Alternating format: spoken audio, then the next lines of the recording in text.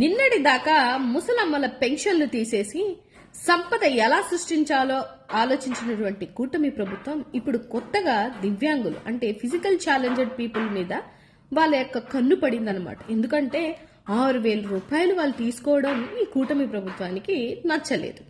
అదేంటో నాకు అర్థం కాదు గాని ముసలమ్మల మీద దివ్యాంగుల మీద మీ ప్రతాపాలే తప్ప మీ సంపద సృష్టి తప్ప కోట్లు కోట్లు బ్యాంకులకి అప్పులు చేసి వదిలేసినటువంటి మహానుభావులందరినీ వాళ్ళని అడగలేరు, వాళ్ళ ద్వారా సంపద సృష్టించలేరు.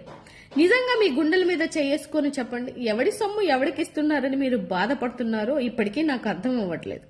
అన్ని కోట్లు కొంతమంది బడాబాబులకైతే 10,000 కోట్లు 20,000 కోట్లు మాఫీలు చేయడానికి ముందుకొస్తారు తప్ప ఒక ప్రజలు బీదలుగా ఉన్నటువంటి అమాయకులు ₹1 గవర్నమెంట్ సొమ్ము తింటే మీకొచ్చిన బాధలేంటండి? నాకు అర్థం కాక అడుగుతున్నాను. అయినా కూడా మీ నిసిగ్గుగా జరుగుతున్నటువంటి ఈ కూటమి ప్రభుత్వంలో ఒక్కసారి జనాలు గమనించుకోవాలి.